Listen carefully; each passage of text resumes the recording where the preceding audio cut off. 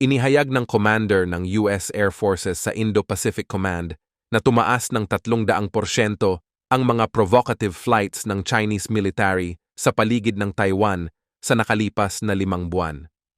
Ayon kay General Kevin Schneider, mula nang manumpa ang bagong Pangulo ng Taiwan noong Mayo, nakita ang makabuluhang pagdami ng aktibidad ng People's Liberation Air Force. Ayon sa ulat ng NBC News, na batay sa mga datos ng Taiwan Ministry of National Defense, mula May 2023 hanggang November 2023, mayroong 335 paglabag ng China sa Air Defense Identification Zone ng Taiwan. Sa parehong panahon ngayong taon, ang bilang na ito ay umabot sa 1,085 beses, na higit 3 beses kumpara sa nakaraang taon. Sa ilang buwan, mas kitang-kita ang pagtaas ng mga paglabag. Noong Hulyo 2023, 50 beses na lumabag ang mga Chinese aircraft sa Air Defense Identification Zone ng Taiwan, habang noong Hulyo 2024 umabot ito sa 210 paglabag, higit 4 na beses na pagtaas.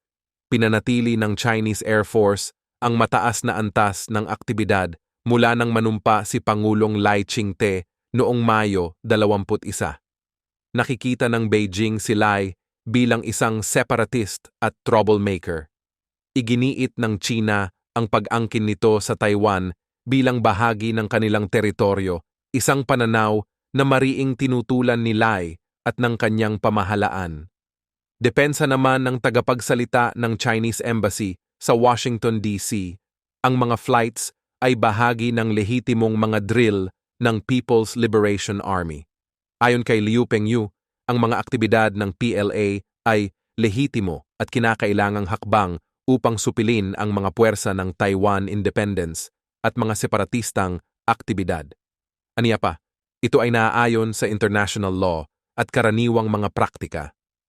Si Schneider, na nangangasiwa sa higit 46,000 airmen sa Japan, South Korea, Hawaii, Alaska, at Guam, ay binanggit na ang pinakamalaking hamon na kinakaharap nila ay ang lumalakas na puwersa ng Beijing. Binubuo ng China ang isang malawakang rocket force, air force, submarine force, at cyber force na ginagamit upang takutin ang mga karatig bansa sa rehiyon. Aniya, ang mga pag-uugali na kasama nito, tulad ng pambubuli at pagiging agresibo, ay naglalayong manalo nang hindi gumagamit ng dahas. Dagdag pa niya, ang estratehiya ng Beijing ay tila isang pressurization campaign na naglalayong magpataw ng presyur at gastos upang ipakita sa mundo na maaari nilang makamit ang kanilang mga layunin nang hindi nagdedeklara ng digmaan. Paliwanag pa ni Schneider, ang pagtaas ng military activities ng China ay bahagi ng mas malawak na kampanya na kinabibilangan ng diplomatikong, impormasyonal at ekonomiyang aktibidad upang makuha ang kanilang layunin nang hindi nangangailangan ng direktang labanan. Ipinahayag ni Chinese President Xi Jinping ang kanyang layunin na pag-isahin ang Taiwan sa ilalim ng pamahalaan ng mainland China. Unti-unti niyang pinalalakas ang pressure militar laban sa Taiwan, na kasalukuyang pinamumunuan ng isang demokratikong gobyerno. Ayon sa mga opisyal ng US Intelligence, iniutos ni Xi sa kanyang hukbong sandatahan na maging handa para sakupin ang Taiwan pagsapit ng 2027. Gayunpaman, sinabi ni CIA Director William Burns na hindi nangangahulugang tiyak na sasakupin ni Xi ang Taiwan sa 2027. Binigyang diin lamang nito ang seryosong pokus at ambisyon ni Xi na makamit ang nasabing layunin.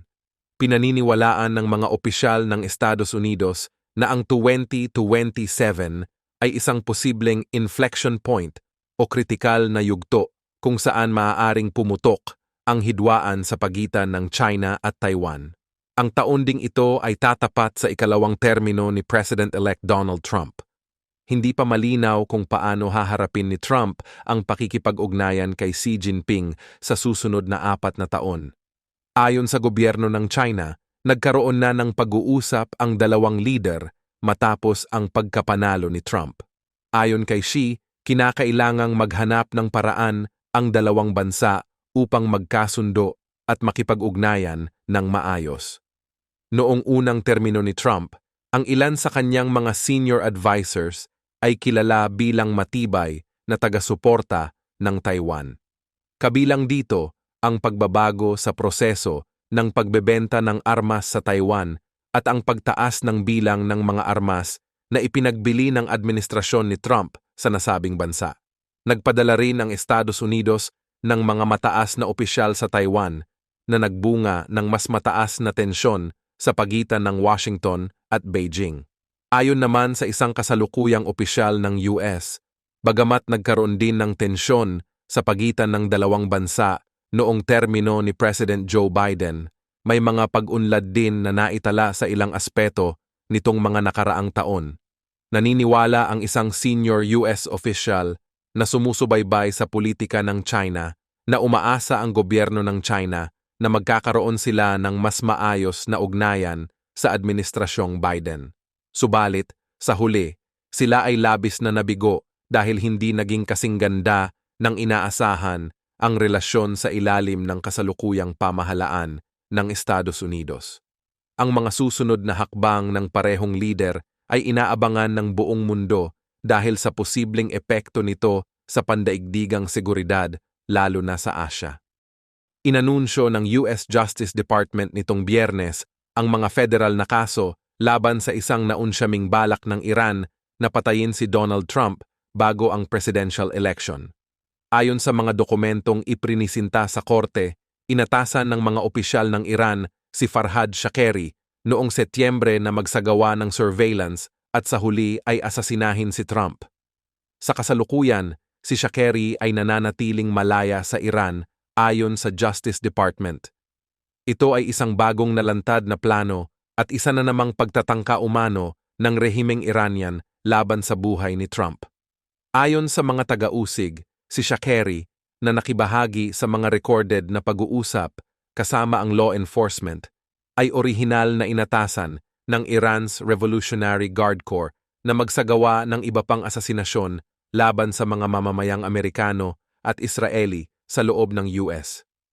Ngunit noong Oktubre 7, inutusan siya ng mga opisyal ng IRGC na mag-focus lamang kay Trump ayon sa mga dokumento ng korte at binigyan siya ng 7 araw para magplano ng asasinasyon. Si Shakeri, isang Afghan national na residente sa Tehran, ay nagsabi sa mga investigador na kung hindi siya makakabuo ng plano sa loob ng itinakdang oras, hihintayin ng IRGC ang resulta ng eleksyon dahil naniniwala silang matatalo si Trump. Samantala, 2 iba pang individual na sina Carlyle Rivera at Jonathan Lodeholt, parehong American citizens, ay inaresto sa New York at inakusahan ng pagtulong sa gobyerno ng Iran na mag-surveillance sa isang US citizen na may lahing Iranian. Una silang humarap sa korte nitong Huwebes at kasalukuyang nakadetin habang hinihintay ang paglilitis. Sa pahayag na inilabas noong Biyernes, kinondena nina Attorney General Merrick Garland at FBI Director Christopher Wray ang patuloy na banta ng gobyerno ng Iran laban sa mga individual sa Estados Unidos. Pinaalalahanan ng gobyerno ng US na posibleng maghiganti ang Iran dahil sa drone strike noong 2020 na pumatay kay General Qasem Soleimani, isang mataas na opisyal ng IRGC, sa utos ni Trump. Maaaring subukan ng Iran na gantihan si Trump o ang kanyang mga dating tagapayo. Sa serye ng 5 interview kasama ang FBI, isiniwalat ni Shakeri na nakilala niya ang isang mataas na opisyal ng IRGC sa pamamagitan ng kanyang trabaho sa industriya ng langis at fuel sa Iran. Nang malaman ng opisyal na dati siyang nanirahan sa New York, humingi ito ng tulong para imbestigahan ang ilang individual sa Estados Unidos. Mahigit 100 beses silang nagkita sa iba't ibang restaurant. Ayon sa mga dokumento ng korte, umasa si Shakeri sa isang network of criminal associates na nakilala niya habang nakakulong sa New York upang mag-recruit ng mga operatiba sa US na tutulong sa surveillance at plano ng asasinasyon. Binabayaran umano ni Shakeri ang kanyang mga kasabwat tulad nina Rivera at Lodeholt upang bantayan ang mga biktima na nais patayin ng mga opisyal ng Iran. Kinumpirma ni Iranian-American journalist at political activist Masih Alinejad nitong Biyernes na isa siya sa mga target. Ayon sa Justice Department, ilang beses nang naging target si Alinejad ng mga assassination plots. Sinasabing minanmanan ng dalawang akusado si Alinejad sa isang speaking event at maging sa kanyang tahanan sa New York ngayong taon. Ipinatupad ng administrasyon ni Biden ang bagong pulisiya na nagpapahintulot sa mga American military contractors na mag-deploy sa Ukraine upang tulungan ang militar ng bansa sa pag-aayos at pagpapanatili ng mga US-provided weapon systems, partikular na ang mga fighter jets at Patriot air defense systems. Ang hakbang na ito ay isang mahalagang pagbabago sa patakaran ng Estados Unidos at inaasahang magpapabilis sa maintenance at repairs ng mga armas na ginagamit ng militar ng Ukraine.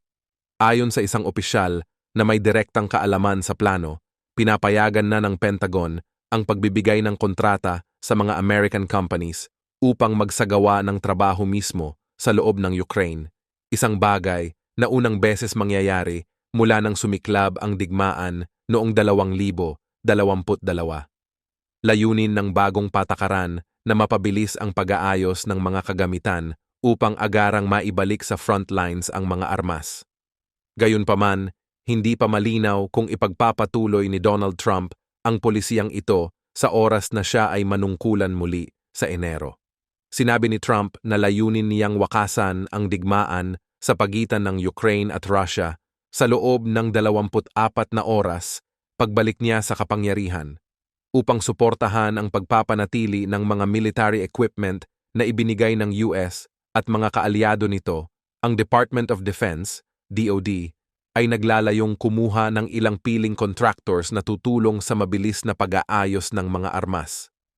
Ayon sa isang defense official, ang mga contractors na ito ay ilalagay sa mga lugar na malayo sa mga linya ng labanan at hindi sila sasabak sa bakbakan.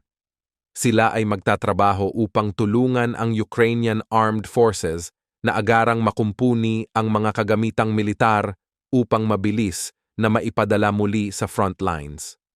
Kinumpirma ng opisyal na ang desisyon ng US na ituloy ang plano ay dahil sa pangangailangan ng teknikal na kakayahan para sa maintenance ng mga sistemang tulad ng Patriots.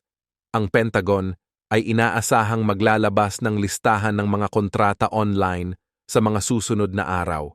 Sa nakalipas na 2 taon, mahigpit na pinanindigan ni Biden na manatiling malayo ang mga Amerikanong sundalo, lalo na sa front lines ng Ukraine. Naging maingat ang White House upang maiwasan ang anumang banta sa mga Amerikano at upang hindi magbigay ng impresyon sa Russia na nakikilahok ang US military sa digmaan. Mula pa noong 2022, patuloy na binabalaan ng State Department ang mga Amerikano na iwasan ang pagpunta sa Ukraine. Bago ang bagong patakaran, ang mga nasirang US-provided military equipment ay kailangang dalhin sa Poland, Romania o iba pang NATO countries para maayos na nagiging sanhi ng pagkaantala. Sa kasalukuyang setup, ang mga sundalong Amerikano ay nagbibigay lamang ng teknikal na tulong sa mga Ukrainian sa pamamagitan ng video chat o secure phone na may mga limitasyon dahil hindi sila maaaring magtrabaho ng direkta sa mga sistema. Ngunit dahil sa bagong patakaran, ang mga Amerikanong contractors na may karanasan at pinupunduhan ng gobyerno ng US ay papayagan ng magtrabaho sa Ukraine. Makakapagbigay ito ng mas mabilis na pag-aayos ng mga high-value equipment tulad ng fighter jets na ibinigay sa Ukraine ngayong taon. Gayunpaman, ang mga kumpanyang lalahok sa kontrata ay kinakailangang bumuo ng komprehensibong risk mitigation plans upang mabawasan ang mga panganib sa kanilang mga empleyado. Ayon sa opisyal, ang desisyong ito ay ginawa matapos ang masusing risk assessment at pakikipag-ugnayan sa iba't ibang ahensya ng gobyerno. Bawat kumpanya o organisasyon ay responsable para sa kaligtasan ng kanilang mga tauhan at kinakailangang mag-sumite ng risk mitigation plans kasama ng kanilang mga bids. Bagamat may mga kasalukuyang American companies na may personnel na nagtatrabaho na sa Ukraine sa ilalim ng kontrata ng gobyerno ng Ukraine, hindi inaasahan na magkakaroon ng malaking pagdami ng mga tauhan ng US companies sa Ukraine. Tinatayang magiging limitado ang presensya ng mga contractors sa Ukraine na maaaring mula ilang dosena hanggang ilang daang tauhan lamang.